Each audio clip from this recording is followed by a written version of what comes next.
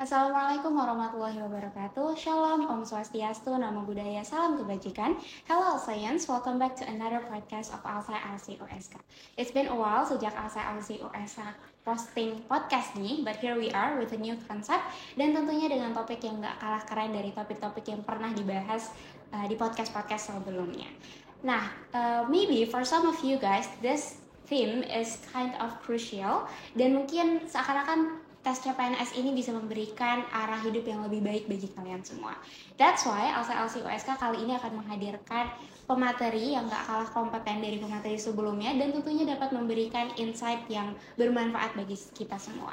Dan semoga dari podcast ini kalian bisa mendapatkan pencerahan nih tentang tes CPNS ini sendiri. Kalau gitu tanpa berlama-lama lagi langsung aja kita panggil pemateri kita hari ini. Halo Mas Irsan. Halo. Gimana Bang? Sehat? Alhamdulillah sehat. Alhamdulillah. Puasanya gimana Bang? Sampai sekarang belum ada buka diam-diam sih, jadi masih lancar. Udah mokel ya. Oke. Ini sebelum kita masuk nih Bang ke pembahasan CPNS-nya, izinkan Ica untuk membacakan sedikit track record dari Bang Irsannya sendiri. Jadi teman-teman, Bang Irsan ini merupakan mahasiswa Fakultas Hukum Universitas Syekh Kuala yang lulus pada tahun 2018 dengan predikat cum laude. Dan kalau kita gali lebih dalam nih dari track record Mas Irsan sendiri, Bang Irsan ini banyak banget hal-hal inspiratif yang bisa kita ambil. Dimana Bang Irsan sendiri merupakan first winner of MPR RI National Constitutional Debate Competition yang buat kalian para anak hukum mungkin udah nggak asing lagi sama kompetisi ini dan udah tahu kompetitif apa sih kompetisi ini gitu. Nah, dan Bang Irsan sendiri juga merupakan co-founder dan mentor dari komunitas debat Fakultas Hukum dan Director of Syekh Kuala International Law Society. Wah, ini keren banget sih Bang menurut Ica ya, karena as a student sekarang ini tuh bisa menjadi sebuah hal yang inspiratif gitu. So, thank you so much for being here, Bang. Udah bela-belain datang ke sini setelah taraweh syuting bareng LC USK. Kalau misalnya kita gali lebih dalam nih dari track record Abang. Sekarang Abang kan peraih beasiswa Australian Scholarship. Iya, benar. Kalau misalnya kita lihat nih dari track record Abang kan sempat ikut PKPA atau pendidikan khusus profesi advokat. Yeah. Tapi Abang sekarang sempat ikut tes CPNS juga sehingga bisa jadi kerja di kejaksaan gitu. Nah, dari situ kalau Ica lihat kan agak lari ya Bang. Kenapa setelah ikut PKPA bisa tuh kerja di law firm as advocate gitu? Nah, apa sih yang buat Abang tuh ikut tes CPNS? Jadi kan sebenarnya waktu 2018 ketika Abang tamat dari kuliah, Abang langsung coba tuh beasiswa Australia Award. Nah, jadi beasiswa Australia Award itu yang disponsori oleh pemerintah Australia untuk melanjutkan program studi S2 dan S3 di universitas manapun yang ada di Australia, fully funded, sama seperti LPDP. Nah, jadi setelah mencoba, itu kan ada waktu sekitar setahun proses mencobanya. Jadi kan nunggu nih.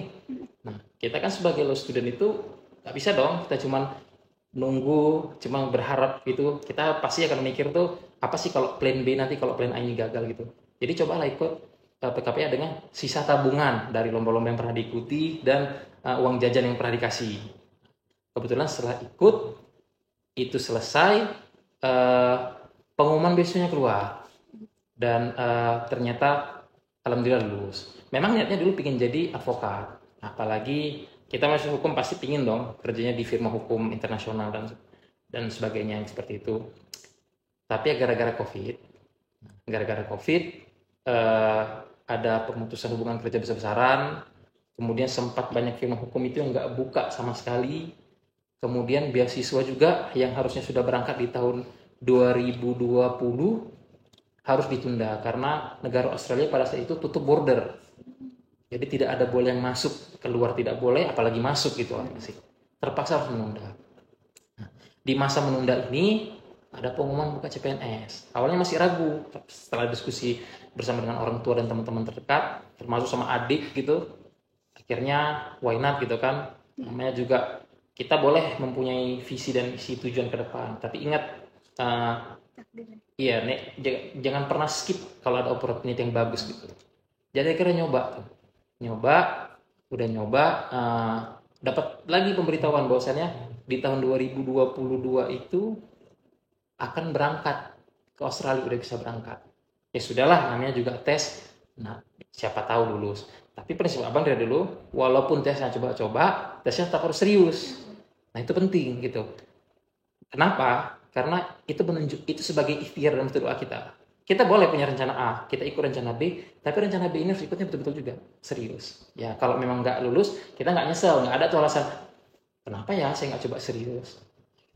Rupanya itu juga lulus. Nah, CPNS lulus, beasiswa juga harus berangkat, akhirnya coba ngelobi sama pemerintah Australia. Ngelobi pemerintah Australia, berkirim email, akhirnya disetujui, tapi hanya untuk setahun. Rupanya saya baru baca di peraturan kita itu, di peraturan Kemenpan RB, itu yang mengatur mengenai tentang tugas belajar, itu ada dikatakan bahwasannya untuk melanjutkan tugas belajar, jadi for your information gitu, bagi nanti yang PNS yang mau keluar negeri, dia harus memiliki tugas belajar. Tugas belajar itu baru bisa keluar apabila sudah 2 tahun bekerja. Nah, abang udah dapat teguran nih dari pemerintah Australia karena harus berangkat. Sementara dari Kejaksaan Biro Kepegawaian juga bilang nggak bisa, peraturannya kita di sini seperti ini. Waduh, akhirnya ngelobi lagi. Udah ngelobi lagi, ngelobi setengah mati, sampai berkirim surat belas kasih menceritakan saya itu orang berprestasi seperti ini, saya punya mimpi begini begitu. Akhirnya dipertimbangkan, alhamdulillah sekali kesempatan lagi ya Mas Irsan, kami kasih setahun. Nah, jadi alhamdulillah nanti mudah-mudahan kalau lancar tanggal 28 Mei akan melanjutkan studi S2 di University of Melbourne. Semoga lancar ya Bang. Oke, berarti tadi kan coba-coba tapi kita harus tetap serius ya. Nah, kalau misalnya tahap-tahap tes CPNS itu kan ada beberapa, salah satu itu administrasi, dan kalau dari yang saya dengar nih banyak orang-orang yang tuh gugur tuh di tes administrasi gitu. Padahal itu kayak baru tes awal tapi krusial. Nah dari abang sendiri ada nggak tips-tips gitu ketika ngurus tes administrasi ini, apa sih yang harus kita perhatikan? Pada prinsipnya sebenarnya kalau menurut abang, tes administrasi itu kan dia seperti filter pertama. Dari banyaknya orang yang mau ngetes nanti kan bisa dilihat tuh siapa yang serius sebenarnya kan. Nah jadi untuk CPNS, apalagi khusus kejaksaan, administrasi itu kan banyak. Dari misalnya ijazah, kemudian transkrip, misalnya seperti itu. Kemudian surat-surat pernyataan yang harus menggunakan materai. Nah, kebanyakan dari kita nggak pilih tuh. Satu materai pakai untuk 7 surat pernyataan. Nggak boleh, gugur. Kemudian ngupload ijazah. Ada yang ijazahnya alasannya belum keluar atau seperti apa, terus diupload pakai surat keterangan lulus, itu nggak boleh. Atau ngupload ijazah tapi buram, pakai AP malam-malam, itu nggak boleh. Scan yang bagus, fotokopi atau apa. Syarat administrasi itu dia pasti sistemnya menggugurkan. Nah jadi begitu ada satu aja yang kita tidak memenuhi, pasti kita akan gugurkan. Karena yang ngetes itu ratusan ribu. Siapa kita harus diberikan kesempatan gitu ya. Tapi alhamdulillah pemerintah Indonesia masih memberikan kesempatan. Nah jadi nanti kalau khusus di kejaksaan tuh kami pernah dikabari untuk misalnya seperti ijazah, tapi untuk hal yang tidak fatal ya.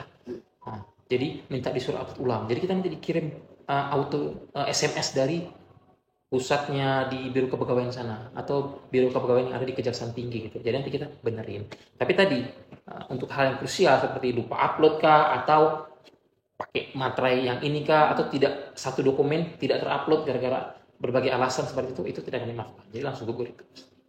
Jadi tipsnya ya harus ikutin, diminta 7 materai dibuat, apa yang harus diisi di kolom yang diupload itu diupload. Seperti itu. Kalau dari abang sendiri yang tadi peringatan pernah itu sesuai pengalaman atau gimana tuh? Iya memang ada kan, jadi kan beberapa yang ngupload, kalau tidak salah itu ijazah yang kurang lengkap atau nomor seri ijazah yang tidak kelihatan. Kan kadang kita upload pakai foto tuh terus buram, terus nomor kan ada seri nomor ijazah, nanti kan kalau dapat ijazah ada nomor seri ijazah tuh ada berapa digit itu kalau nggak kelihatan mereka nggak bisa verifikasi, nggak bisa ngecek, jadi dikasih tahu. Tapi kan ada tuh Universitas Syahkuala, ya pasti kita nggak bohong dong, jadi nanti kita diupload ulang dengan gambar lebih bagus. Jadi seperti itu masih ada, tapi nggak semua instansi sepertinya. Tapi kejaksaan memberikan kesempatan seperti itu. Oke, kalau misalnya dari persyaratan administrasi kejaksaan sendiri tuh ada hal-hal khusus nggak yang harus dipersiapkan gitu? Kalau kejaksaan sebenarnya secara general sama CPNS, selain informasi apapun pasti yang diminta tuh ya tadi seperti ijazah, transkrip, kemudian nilai TOEFL. Nilai TOEFL ini kebanyakan diminta untuk teman-teman nanti yang mau nge-apply formasi SMA. Jadi kalau kita nge-apply formasi SMA di instansi manapun, kita nanti akan mulai dengan pangkat golongan ruang 3A. 3A itu kan perwira, memang dari sarjana dia. Nah itu akan sangat ketat sekali gitu. Jadi jangan sampai ada hal-hal yang miss gitu, pasti akan susah sekali.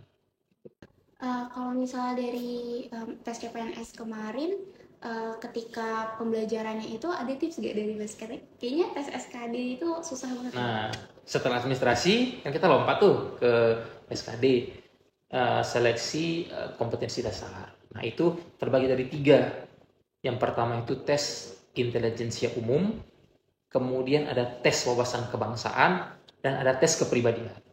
Nah, masing-masing tes ini mempunyai triknya sendiri dalam menjawab. Kalau TIU tadi itu matematika dasar, pecahan dasar, kali-kali dasar, basic, memang basic. Terus ngitung lompatan angka gitu. Ya confidently say itu tidak lebih sulit daripada tes UTBK. Karena memang kalau abang lihat sosok UTBK tuh, abang langsung ngajarin kayaknya angkat tangan deh. Sangat susah kan, sangat kompetitif. Apalagi di generasi kalian itu sangat kompetitif sekali kan untuk masuk ke universitas itu, tidak lebih susah. Jadi memang dasar sekali, basic sekali gitu. Makanya memang siapa yang pernah ikut UTBK, pernah jawab-jawab soal TPA, kalau mau buka-buka dikit, nonton YouTube aja. Nggak harus les sebenarnya. Nonton YouTube, duduk, masih sehari bahas satu soal aja, pasti bisa. Karena itu nggak mau lakukan. Abang ada les, 30 hari seharusnya masuk, cuman masuk 10 hari. Kayaknya perasaan lebih efektif di YouTube deh belajarnya. Jadi langsung nengok YouTube. Dan YouTube itu dikasih tahu jawaban. Kita kan nggak penting caranya, yang penting jawabannya benar dan cepat. Kan di dalam tes seperti itu. Jadi kasih tahu. Jadi rekomendasi banget untuk nengok YouTube. Nah, SKD itu TIU.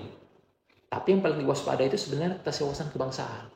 Karena tes wawasan kebangsaan ini kan mengenai seputar NKRI.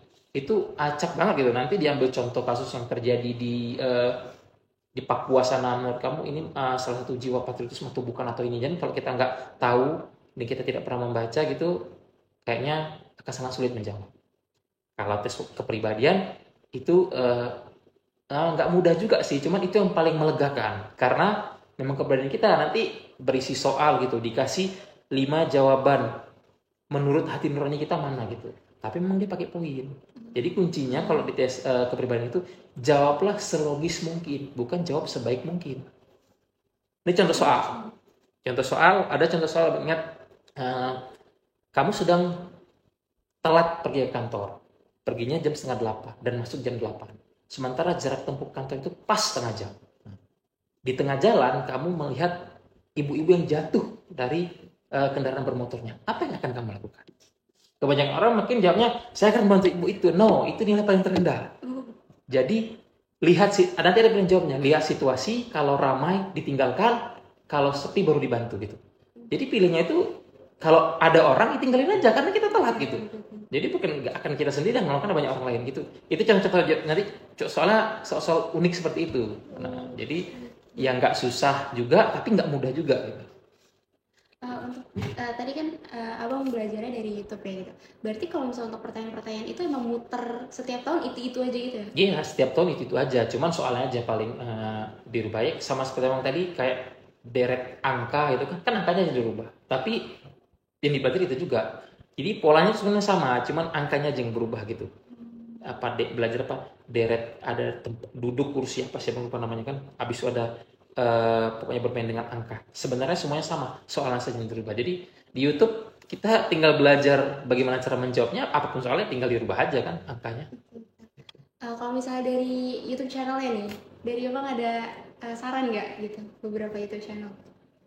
Salah satu yang terkenal itu, kalau pernah dengar websitenya, YouTube channel Virajun.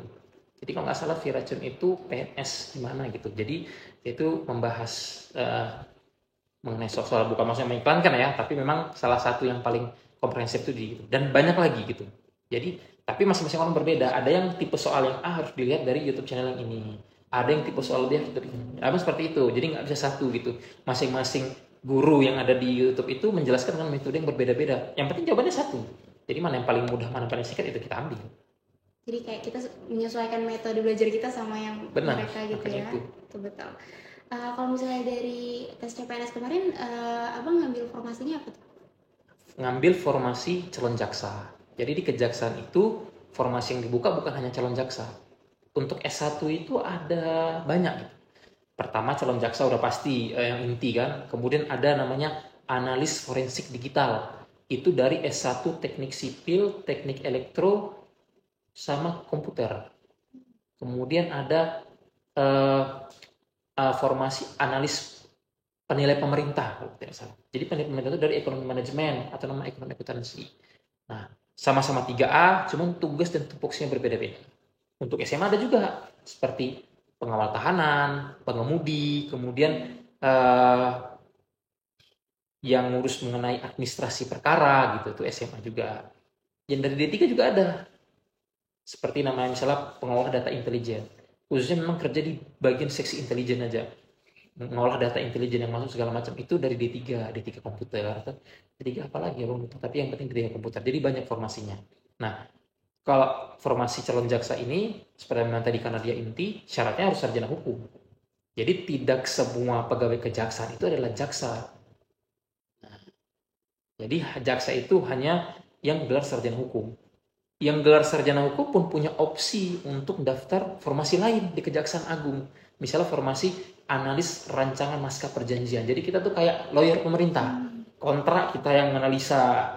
Jadi pemerintah daerah itu kan bisa meminta bantuan hukum kepada kita misalnya dalam sidang perdata. Misalnya mereka digugat sama katakanlah dalam tata usaha negara. Bupati digugat. Nah, bupati itu bisa meminta bantuan kita tuh melakukan bantuan hukum. Atau mereka juga bisa meminta pertimbangan hukum. Misalnya ada di dinas ini mau buat proyek pengadaan A gitu. Nah, biar tidak terjerat hukum, tidak terjerat kasus korupsi, nah mereka tuh biasanya minta tuh pendapat hukum. Minta pertimbangan hukum kita. Pertimbangan hukum itu dia seperti analisa awal aja. Kalau nanti ternyata case-nya itu sedikit rumit, mereka minta pendapat hukum. Nah, jadi jaksa itu banyak. Nah, itu jurusan S1 ilmu hukum tapi yang bukan jaksa. Nah, pertanyaannya apakah jaksa bisa bekerja seperti itu? Bisa. Makanya ya orang punya preference kan, alasan nggak menjadi jaksa mungkin karena takut ditugaskan di tempat di mana-mana. Nah, kalau analis rancangan naskah perjanjian ini tempatnya pasti di ibu kota provinsi karena minimal ditempatkan di kejaksaan tinggi. Nah, jadi kan masing-masing punya kelebihan dan kekurangannya. Kalau dari formasi-formasi yang tadi udah Abang sebutin itu kayaknya butuh portofolio tambahan ya. Nah, kalau untuk yang tadi jadi jaksa itu butuh portofolio tambahan nggak dari administrasi? Pasti. Seperti misalnya contoh di beberapa formasi itu ada yang persyaratannya tidak boleh menikah. Nah, calon jaksa tidak boleh menikah.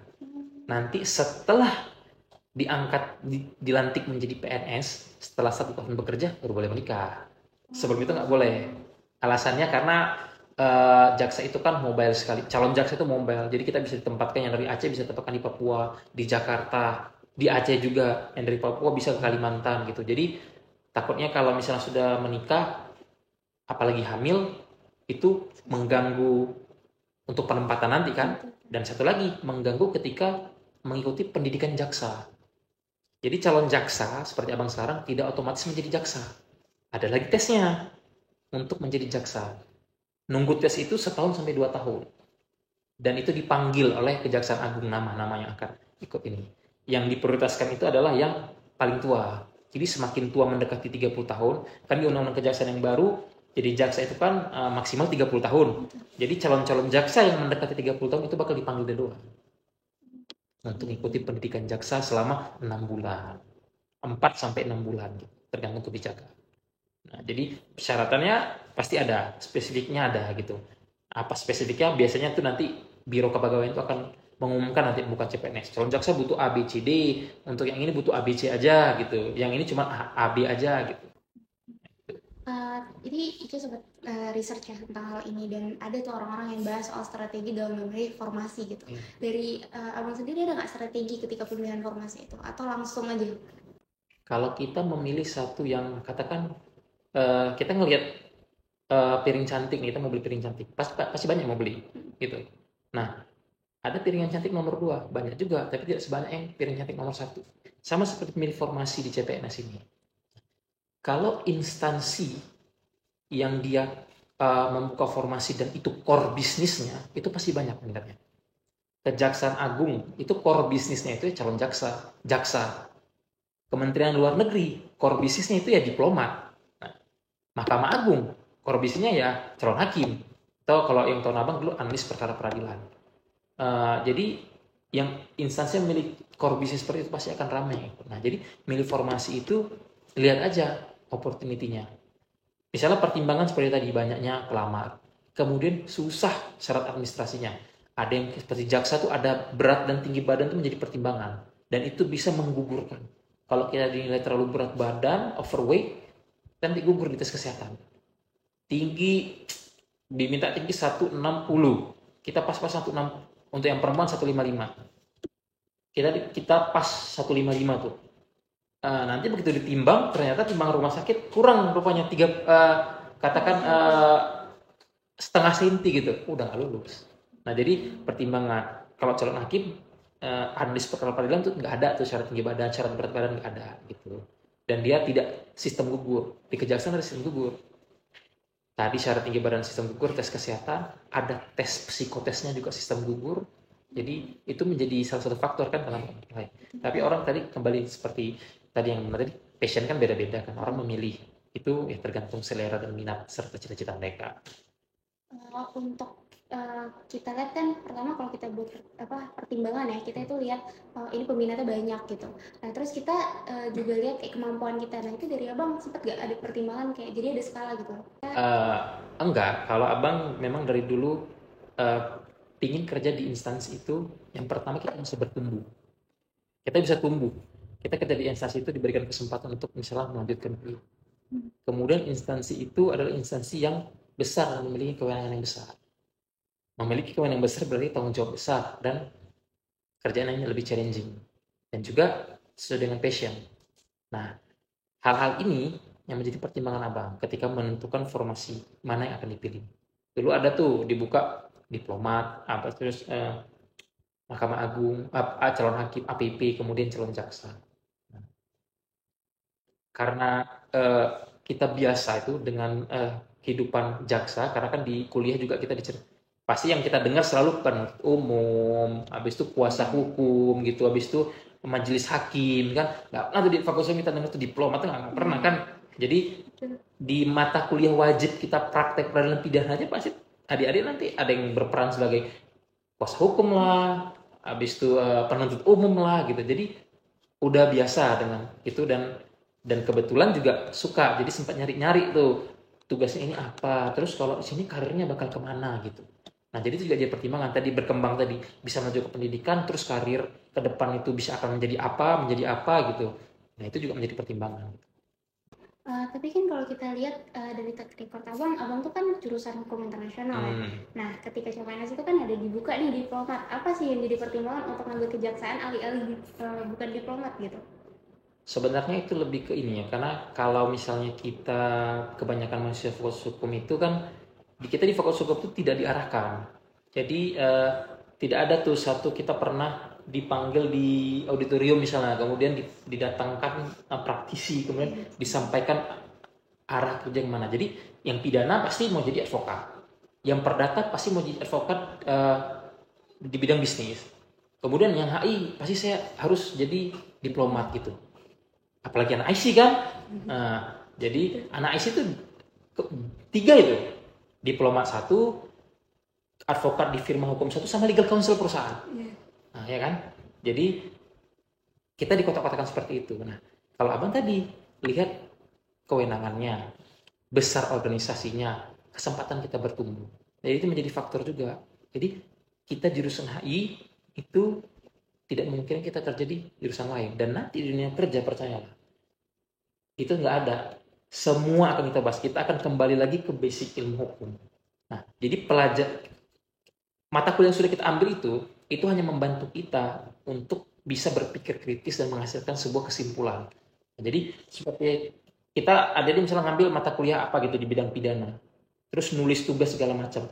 Itu hanya untuk mempermudah kita biar kita bisa nulis skripsi karena kita suka di pidana. Tapi intinya tadi kita diminta untuk bisa berpikir kritis bagaimana anak hukum. Jadi dimanapun kita hadapi. Sebagai contoh nih, abang dulu paling nggak suka belajar hukum agraria.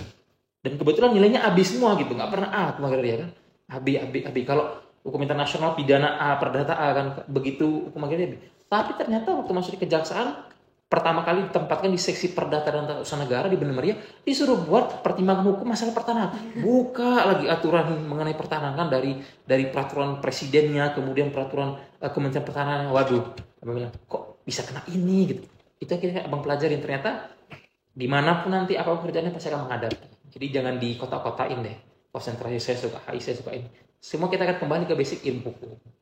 Ada rasanya sama bang ketika ngambil HI gitu dibandingkan kenapa nggak ambil yang lain? Enggak nyesal sama sekali, karena tadi seperti abang bilang, jurusan itu kita. Jadi kepribadian kita suka mana? Kita suka warna biru, bukan berarti teman kita harus suka warna biru juga kan? Tapi sama-sama warna, hanya berbeda pandangan aja. Bagi kita biru cantik, bagi teman hijau yang cantik, sama seperti ngambil konsentrasi. Tapi memang pada dasarnya setiap kita ngambil konsentrasi kan sudah dapat gambaran. Abang dapat gambarannya juga pingin jadi international lawyer, pingin menjadi diploma. Dulu dua itu aja memang cita-cita. Kemudian setelah berkembang, bergaul, kemudian ada kesempatan, pingin jadi dosen lah, kayaknya enak dosen HI ini karena memang suka, kebetulan pernah bergabung di circle dosen-dosen IC, dosen-dosen HI kan, kayaknya enak tuh jadi dosen. Habis itu berubah lagi. Ternyata kesempatan datang diberikan sama Allah beda lagi. Jadi ya kita terima. Jadi nggak rasanya nyesel sama sekali. Justru itu membantu, menambah wawasan. Jadi menambah khazanah kita dalam berpikir. Karena nanti kita kerja itu kelihatan tuh, ini cara pikir anak pidana nih, ini cara pikir anak perdata nih, ini cara pikir anak HTN, ini cara pikir anak HI itu sebenarnya kelihatan gitu. Kelihatan dalam pidana. Anak pidana tuh mikir selalu pidanain. Kalau anak yang nanti janganlah, coba kita cari ini. Nah, itu biasanya perdata tuh yang gitu. Jadi nanti kelihatan itu. Oke. Kalau misalnya sekarang abang tuh ditempatinnya itu di Kejaksaan Banda Aceh. Kejaksaan Negeri Banda Aceh. Oke. Kan ada banyak ya Ica dengar nih di cerita-cerita gitu ya, kayak misalnya mereka tuh punya ekspektasi kalau misalnya uh, kerja di PNS itu tuh enak, terus kayak kerja di PNS itu gajinya gede or something lah gitu. Nah sebenarnya ada nggak sih abang tuh sebenarnya awal punya ekspektasi, terus ternyata aduh kok nggak sesuai ya gitu. Peringatan untuk adik-adik, kalau mau banyak uang jangan jadi PNS. Gajinya tidak sebesar yang kalian dengar, percayalah. Gaji PNS itu cukup, nggak kurang. Berlebih ya, kalau bisa nabung berlebih dikit gitu. Jadi memang PNS ini kalau misalnya orang bilang gaji gede, enggak. Di kejaksaan itu gajinya enggak gede. Salah satu, paling instansi kejaksaan itu salah satu instansi dengan gaji yang tinggi gitu. Tapi juga enggak besar gitu. Jadi jaksa pun belum 2 digit loh. Jadi gitu. Harus nanti naik pangkat 3B baru naik 2 digit gitu. Jadi bayangkan gitu, kalau kalian penempatan di Jakarta tuh gimana? Enggak ada tunjangan kemahalan di sana kalau jadi jaksa.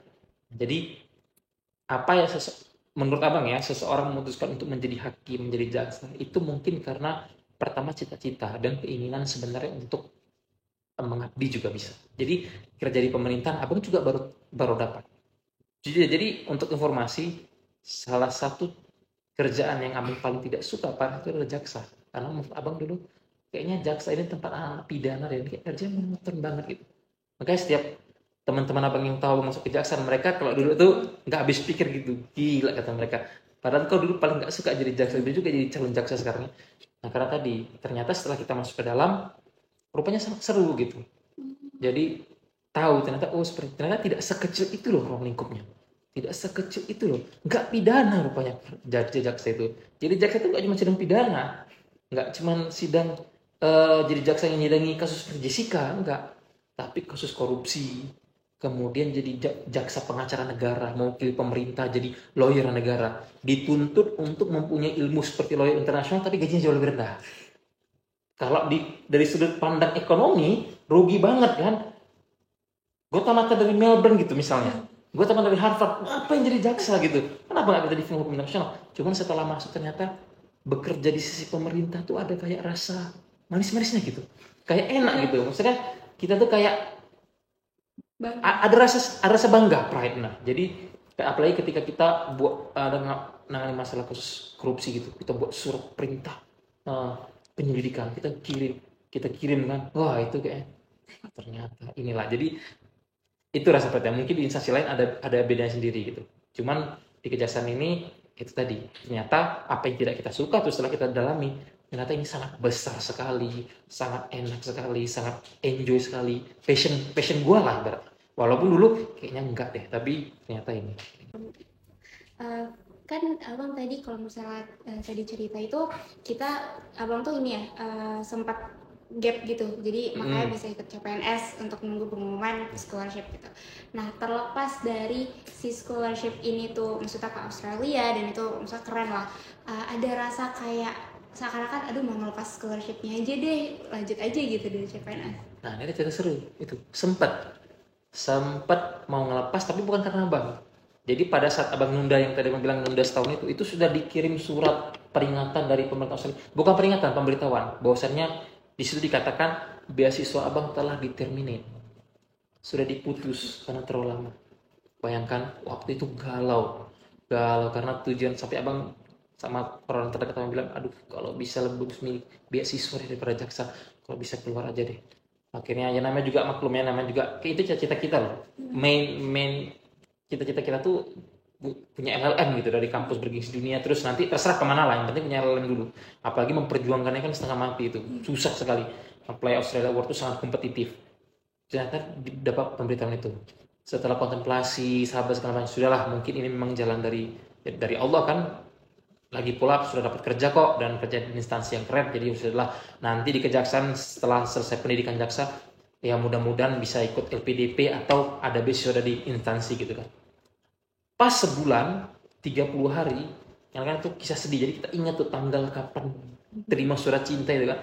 30 hari setelah itu ditelepon sama pemerintah Australia, diberikan kabar ternyata ada pergantian pimpinan di Departemen Luar Negeri Australia yang membawahi beasiswa Australia Award.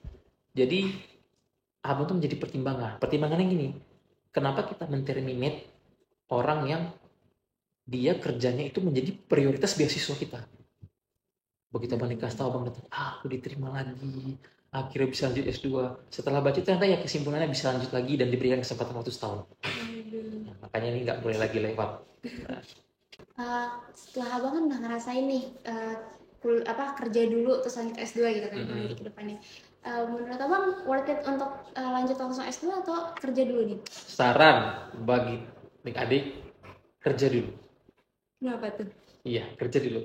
Karena dengan kerja kita bisa mendapatkan scope serta pandangan untuk apa sih S2 yang akan mau kita ambil dan kita tuh mau kemana gitu setelah itu. Tapi kalau ada kesempatan jangan dilewatkan juga. Seperti yang tadi, tes kalaupun bukan prioritas tetap serius, tapi jangan itu. Sangat dianjurkan misalnya mau habis ini punya TOEFL, punya IELTS 6,5 atau 7, mau nyoba LPDP ke luar negeri, sangat dianjurkan. Cuman kalau ada kesempatan kita juga ikut apply. Karena nanti bakal ada lagi. Karena sekarang apalagi zamannya Presiden Jokowi dulu kan PNS itu sudah jauh lebih bagus gitu. Dari sistem merit, kemudian memang SDM-nya itu diutamakan. Jadi setiap instansi itu pasti memiliki program beasiswa sendiri. Dan sangat direkomendasikan untuk ikut FPDP. Kita dapat langsung surat rekomendasi dari Biro Kepegawaian. Kalau kejaksaan yang pangkat itu bintang 2 gitu. Jadi surat rekomendasi itu kita nggak perlu minta, kita cuma cantumkan nama. Karena tiap tahun mereka minta tuh, kirimkan nama-nama yang mau ikut beasiswa, biar dibuatkan surat ini, dikasih tahu kan ke Kejati nanti ngirim ke masing-masing kejari yang ada di provinsi. Udah siapa yang mau ikut nanti dibuat sendiri gitu. Jadi sangat diusahakan. Di kejaksaan juga ada gitu. Jadi kalau bisa kerja dulu, tapi kalau ada kesempatan jangan dilewatkan. Gitu. Jadi ini untuk terakhir nih, Bang, ada nggak kalimat yang mau Abang sampaikan untuk para pejuang CPNS gitu? Salah satu aktor yang abang suka itu Denzel Washington. Dia pernah berkata, to get something you never had, you have to do something you never did. Jadi untuk mendapatkan sesuatu yang belum kalian punya, kalian harus melakukannya hal yang belum pernah kalian lakukan. Nah, jadi kita punya mimpi besar A, kita tidak bisa menggunakan hal yang biasa aja untuk mencapai itu. Cari yang extraordinary.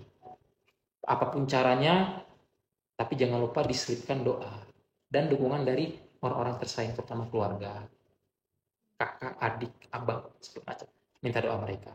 Jadi tadi, ingat aja, mau jadi sesuatu, mau jadi orang yang punya pencapaian ini, Orang-orang yang punya pencapaian, orang-orang yang punya prestasi, mereka sudah melakukan hal yang tidak pernah dilakukan oleh mayoritas mahasiswa, misalnya di mahasiswa. Jadi you have to be different gitu.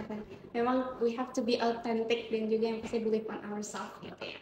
It's a must, I Yeah. think. Oke, mungkin teman-teman tidak terasa kita sudah berada di penghujung acara. Thank you so much, Mas Irsan. It's such an honor for me to have this conversation with you. Dan semoga teman-teman semua bisa mendapatkan insight yang bermanfaat bagi kita semua. Kalau gitu, sampai berjumpa di podcast selanjutnya. Kami pamit undur diri. Assalamualaikum warahmatullahi wabarakatuh.